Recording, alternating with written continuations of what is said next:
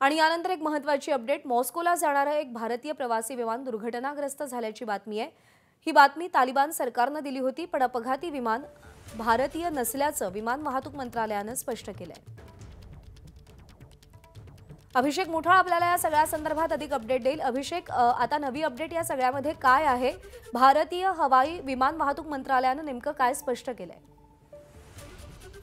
हे जे विमान आहे ते मोरोक्को मधलं रजिस्टर्ड हे विमान होतं। याचा भारतीय हे विमान नव्हतं। या प्रकरणी खुलासा जो आहे तो सध्या केंद्राकडनं करण्यात आल्याचं आपल्याला पाहायला मिळत आहे। यामध्ये जर का बघायचं तर हे विमान मोरोक्कन रजिस्टर्ड होतं, छोटं विमान होतं, चार्टर्ड विमान नव्हतं हे देखील कळत आहे।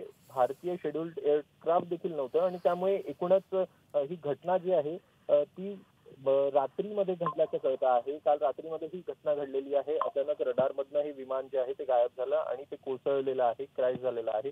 दुसरीकडे जर का बघायचं तर या प्रकरणी नेमकी या विमानामध्ये किती जण होते हे अद्यापपर्यंत स्पष्टीकरण या संदर्भात आलेलं नाही आहे। दरम्यान हे विमान मॉस्कोकडे चाललेलं होतं, हे सध्याला कन्फर्म झालेलं आहे। अभिषेक, धन्यवाद दिलेल्या माहितीसाठी। एबीपी माझा, उघडा डोळे बघा नीट।